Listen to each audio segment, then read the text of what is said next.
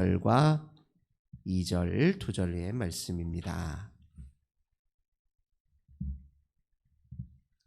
사도행전 10장 1절과 2절, 2절의 말씀입니다.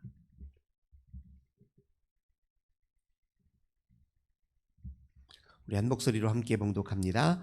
가이사랴에 고넬료라 하는 사람이 있으니 이달리아 부데라 하는 군대의 백부장이라. 그가 경건하여 온 집안과 더불어 하나님을 경외하며 백성을 많이 구제하고 하나님께 항상 기도하더니.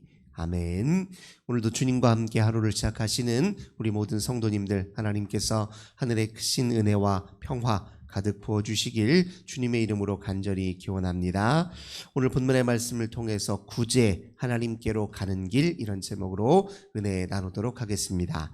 사도행전에 기술된 선교의 역사를 이렇게 살펴보면요, 초기 선교의 시기에만 하더라도 이 사도들 그리고 많은 초대교회 성도들이 주로 유대인들을 대상으로 복음을 전했다는 것을 알 수 있습니다. 처음부터 본격적으로 이방인에게 복음을 전했던 것은 아닙니다.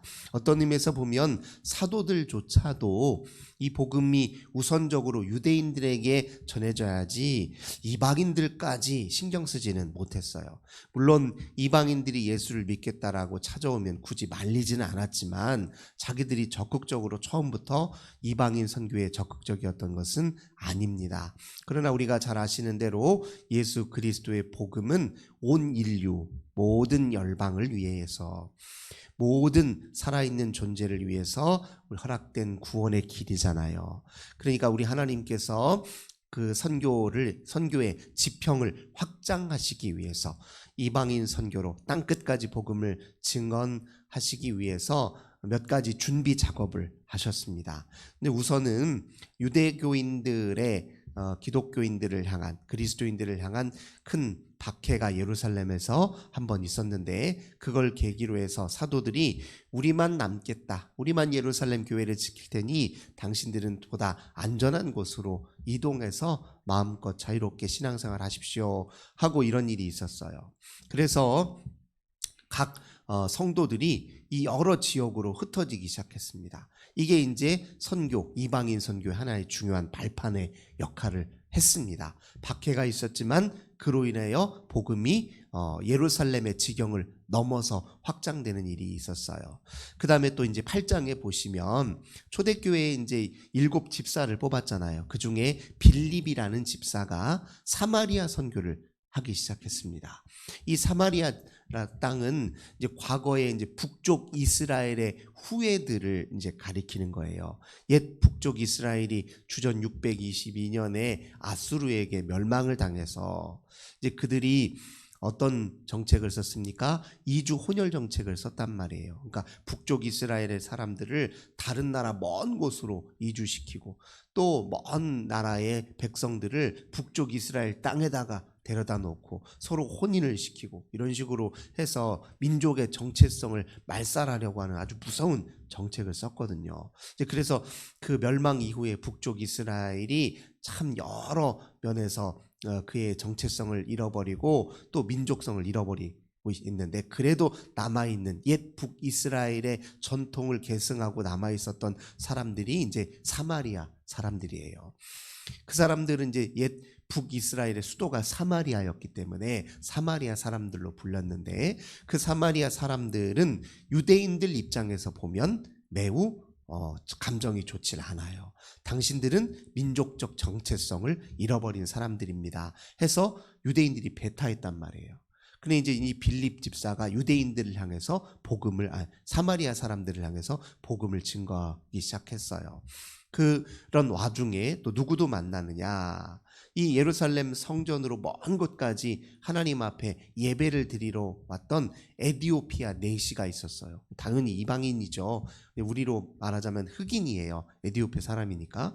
이 사람이 예루살렘에 방문했다가 돌아가다가 빌립 집사를 만나서 복음을 듣게 됩니다. 그래서 돌아가서 이제 그가 에디오피아의 큰 고위 관료니까 돌아가서 이후에 얼마나 자기 나름의 예수 복음을 전하는 데 힘썼겠어요. 그렇게 이제 또 하나님께서 이방인 선교를 준비시켰어요.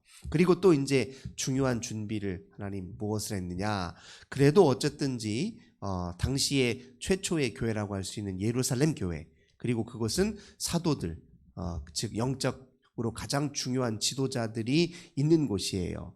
그 예루살렘 교회가 이방인 선교를 본격적으로 지원하고 지지하고 공식화해야 그래도 이방인 선교가 탄력을 받잖아요. 그래서 하나님이 또 준비를 시켰는데, 우선은 베드로의 인식의 지평을 좀 넓혀서 이방인 선교에 눈을 뜨도록 돕기 위해서 하나님이 준비하셨습니다.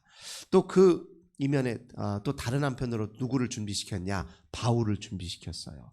바울이 본래 예수를 잡는데 혈안이었던 그를 다메섹 도상에서 막 부활하신 주님께서 그를 만나셔서 이방인 사도로 세우셨단 말이에요. 그러니까 다각도로 하나님이 이방인 선교를 준비하셨습니다. 사도행전 기록에 의하면 그래요.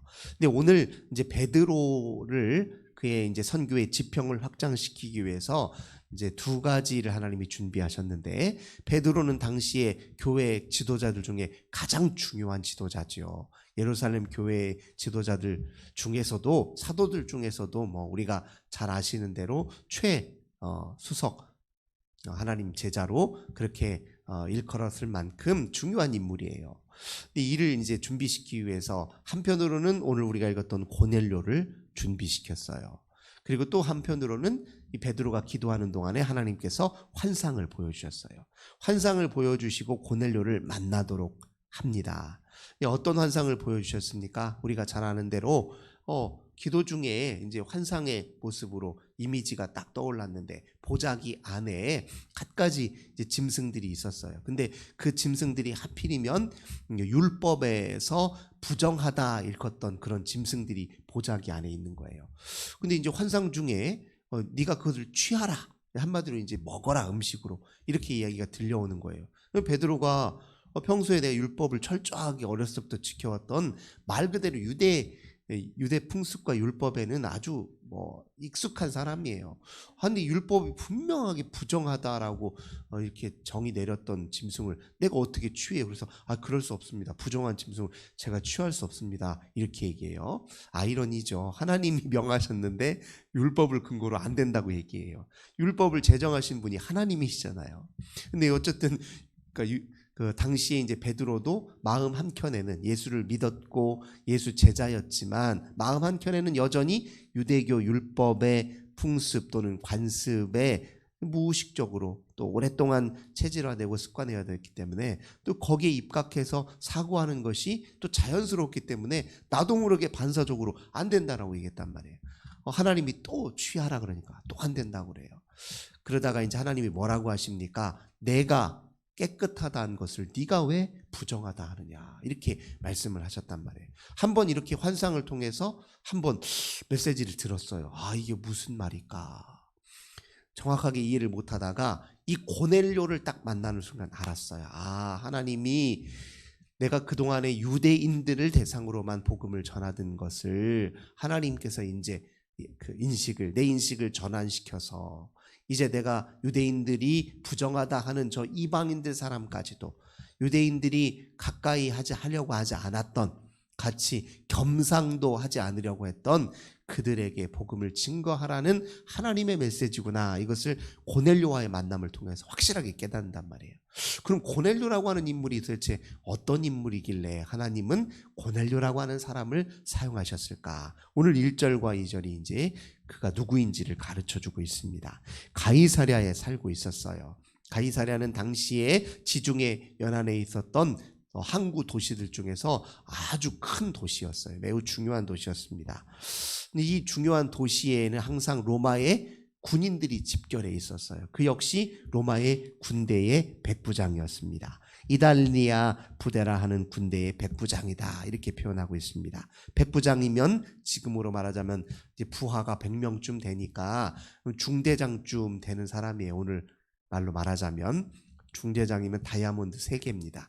근데 아무튼 이 정도 급의 이제 군인이었는데, 이가 경건하다 이렇게 표현하고 있어요. 경건하다는 말이 갖고 있는 의미 무엇이겠습니까? 이가 이방인이기는 했지만 이는 여호와 하나님을 알았던 사람이에요. 믿었던 사람입니다. 이방인이었지만 유대인들이 믿었던 여호와 하나님, 구약 성경이 증언하는 여호와 하나님이 진짜 하나님이라는 것을 그가 믿었던 사람이에요. 뿐만 아니라 그는 온 집안 사람들과 함께 더불어 여호와 하나님을 믿도록 권면하고 또 어떻게 보면 인도했던 사람이에요. 그러니까 이 사람은 굉장히 책임감이 많은 사람이었어요. 그리고 사랑이 많은 사람이었습니다.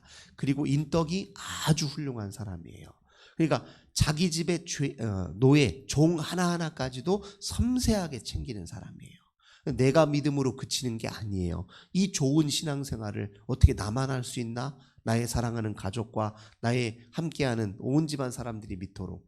지금이야 우리가 마음대로 할 수 없지만 당시에 집 주인이, 가장이 무슨 일을 결정하면 집안 사람이 그리고 그 밑에 있는 종까지 다 따라오는 게 당연한 일이죠. 근데 그럼에도 불구하고 신앙의 문제는 마음대로 할 수 없는 일입니다. 그럼에도 불구하고 온 집안이 다 믿었다는 것은 온 집안 식구가 고넬료를 인정했다는 걸 뜻해요. 고넬료, 우리 아버지, 우리 주인이, 우리 집안 사람이 예수를 하나님을 믿는다. 그러면 틀림없이 그분은 살아계신 하나님이지. 이렇게 인정할 만큼 그가 이런 사람이었다는 거예요. 하나님을 경외하며 백성을 많이 구제했다 이렇게 표현해요. 하나님께 항상 기도했다. 세 가지를 꼽고 있어요. 하나님을 경외하는 사람입니다. 사도행전에서는 이방인이면서 여호와 하나님을 믿었던 사람을 하나님을 경외하는 사람으로 지칭해요. 그게 일종의 하나님을 믿었던 이방인들을 지칭하는 표현이에요. 하나의 그래서 반복된 표현입니다. 근데 이가 그것으로 그치는 게 아니에요. 그는 백성을 많이 구제하는 사람이었어요. 그의 신앙에 입각해서 보면 당연히 그가 율법에 대한 이해가 깊었다고 봐야 돼요. 왜 그렇습니까? 하나님을 사랑하는 마음으로 내가 율법을 이렇게 잘 살펴보니 율법의 핵심이 또 사랑이라는 거예요. 그래서 하나님을 사랑하게 되니 이웃을 사랑하는 일이, 나그네와 고아와 가난한 이들을 돌보는 일이 그게 하나님의 뜻이라는 걸 이가 뼛속까지 알았다는 거예요. 그래서 그는 하나님을 경외했을 뿐만 아니라 구제하는 일에 힘썼다는 겁니다. 그리고 동시에 항상 하나님께 기도하는 사람이에요. 이건 하나님께 깨어있다는 걸 의미합니다. 이게 하나님을 향한 남다른 그리고 열정과 사랑, 그리고 하나님 주셨던 율법의 본질이 이웃사랑에 있다는 것을 알았더니, 그래서 하나님이 이를 통해 이방인 선교에 아주 큰 발판을 삼으셨던 거예요. 그래서 이 베드로를 만나서 예수를 알게 된 것입니다. 이가 아무리 이제 하나님을 사랑하고 또 하나님께 대한 마음이 진심이었지만 그 하나님이 누구이신지에 관해서는 여전히 반쪽밖에 몰랐잖아요. 율법이 증언하는 하나님만 그가 알았어요. 근데 예수를 알아야 온전한 하나님을 알게 되잖아요. 하지만 하나님을 향한 그 마음은 진심이었단 말이에요. 그래서 예수 복음을 듣는 순간 어떻게 돼? 당연히 고넬료의 온 집안 식구들이, 가정의 모든 식구들이 다 예수를 믿게 되는 일이 일어난 것이죠. 그가 자기 집안 식구만 구원했겠어요? 이렇게 인덕이 훌륭하고 아름다운 사람이면 밑에 있는 자기의 군인들이, 자기 밑에 있는 명을 따르는 군인들이 고넬료의 신앙을 본받지 않았겠습니까? 당연히 본받았을 거예요. 그러면은 군인들이 또 예수를 믿게 될 것이고 그 중에 일부가 또 자기 집안 사람들에게 복음을 증거. 그래서요, 우리는 이제 사도행전은 일일이 복음의 경로를 다 기록할 수 없죠. 누가 누구를 전도했까, 누가 누구를 어떻게 다 기록하겠습니까? 그래서 그냥 주요한 사건 중심으로만 기록을 했지만 엄청나게 역사가, 빠른 복음 전도의 역사가 사도행전에서 폭발적으로 일어난 것을 그렇게 기록하고 있습니다. 그래서 이 고넬료라고 하는 사람이 가지고 있었던, 평소에 하나님을 향해서 그가 하나님과 관계 맺기 위해서 했던 두 가지 중요한 일이 구제와 기도였던데요. 근데 이 구제라고 하는 것은요, 하나님께로 가는 길, 하나님을 가까이 하기 위한 중요한 통로 중에 하나였습니다. 이건 구약 성경의 전통에서도 그렇고 우리 예수님이 우리에게 보여주신 또 영적인 길이기도 했습니다. 하나님을 가까이 하기 위해서 구약이 말하는 제시한 길이 여러 가지가 있는데요. 우선 첫 번째, 제사가 있어요. 속되고 부정한 이들이 하나님께로, 거룩하신 하나님께로 가까이 나아가기 위해서 제사를 드렸습니다. 그리고 또 두 번째로 중요한 것이 바로 구제였어요. 가난한 이들, 고아, 또 소외된 이들을 돌보고 구제하는 일을 통해 하나님을 가까이 하는 길이 열렸습니다. 근데 그것은 우리 예수님이 보여주신 바 또 그대로였어요. 이렇게 복음을, 베드로가 고넬료에게 복음을 증거할 때요, 예수님을 이렇게 소개합니다. 10장 38절이에요. 하나님이 나사렛 예수에게 성령과 능력을 기름 붓듯 하셨음에 그가 두루 다니시며 선한 일을 행하시고 마귀에게 눌린 모든 사람을 고치셨으니 이는 하나님이 함께 하셨습니다. 자, 강조하는 게 뭐예요? 선한 일을 행하시고 마귀에게 눌린 사람을 자유케 하셨단 말이에요. 이때 선한 일이 무엇입니까? 병든 자를 치유하시고 가난한 이들을 돌보시고 또 사람 대접받지 못한 사람들을 스스로 내 삶이 참 존귀하고 고귀한 것이구나 이렇게 깨닫도록 도와주셨단 말이에요. 구제에는 그런 힘이 있습니다. 구제는 그냥 가난한 사람들 돕는 차원의 문제가 아니에요. 당신이 이렇게 힘들게 살도록 하나님이 내버려 두지 않으십니다. 하나님 앞에 당신은 존귀한 사람입니다. 당신 귀한 사람이에요. 이걸 알게 하도록, 느끼도록 도와주는 게 사실 구제의 핵심입니다. 그냥 필요한 것, 없는 것, 이렇게 좀 내가 가진 것 중 일부를 띄워주는 차원의 문제가 아니에요. 구제는 바로 사람을 존중하는 일이고 그가 본래 귀한 사람이라는 것을 그가 느끼도록 돕는 게 핵심이란 말이에요. 예수님이 하신 모든 일들은 다 그랬단 말이에요. 근데 고넬료가 그런 역할을 했어요. 구제할 때 참 사람, 귀한 사람, 하나님의 사랑의 대상인 사람으로 보고 그가 구제에 있었다면 이건 굉장히 아름다운 일입니다. 그 즉시로 예수님과 가까이 하는 길이고 하나님과 가까이 하는 일이에요. 고넬료가 이 예수님의 이야기를 딱 듣는 순간 뭘 알았겠어요? 이 예수님이라는 분이 보통 분이 아니구나. 이분이 그렇게 구약 성경에서 약속된 메시아가 확실하겠구나. 이걸 더 깊이 인식했을 거라고요. 그분이 하셨던 행적, 그분이 보여주셨던 그 모든 길을 베드로가 딱 이야기하는 순간 바로 이분이구나. 내가 과연 하나님이 어떤 분이신지를 보다 선명하고 보다 깊이 있게 알고 싶었는데 지금 베드로 선생님이 전해주는 이분이 정말 메시아가 맞겠구나 하고 고넬료가 받아들이게 된 것 아니겠습니까? 우리도 우리 하나님께로 가는 여러 경로 중에 우리가 잊고 산 구제의 측면을 우리가 중요하게 여겨야 됩니다. 구제는요, 해도 그만 안 해도 그만이 아니에요. 그리스도인들에게는 무조건 해야 하는 일입니다. 하나님과 깊이 관계를 맺는 사람들에게는 당연한 일이에요. 본질적인 일입니다. 그래서 이 길이 하나님과 우리 사이의 친교와 교제를 위한, 하나님께로 가는 길을 위한 우리가 걸어야 될 또한 길임을 오늘도 기억하셔서 이렇게 이제 추위가 가까워지면 유독 이제 구제 활동이 더 활발하게 이루어집니다. 이 겨울에 우리가 특별히 돌보고 또 격려해 줄 사람은 누구인지 마음에 떠올리셔서 기도도 해주시고 또 내 것도 함께 나누시고 또 작은 사랑도 함께 베푸시는 저 우리 모든 성도님들 되시길 주님의 이름으로 간절히 기원합니다. 좋으신 주님 감사드립니다. 오늘 고넬료의 이야기를 통해서 구제가 우리 하나님께로 가는 길임을, 우리 하나님을 가까이 하는 중요한 길임을 다시 한번 마음에 새깁니다. 우리 하나님께서, 우리 예수님께서 이 땅에 행하셨던 일도 곧 구제의 길이요, 그것이 하나님의 영광을 드러내는 길이요, 하나님 뜻을 이루는 일이요, 하나님을 사랑하는 일임을 저희들 다시 한번 마음에 새기게 하고 신천하게 도와주옵소서. 주 예수님의 이름으로 간절히 기도드립니다. 아멘. 오늘도 우리 환우들을 위해서, 우리 가정 자녀들을 위해서, 교회와 이 나라 민족을 위해서 함께 기도합시다. 하나님 감사합니다.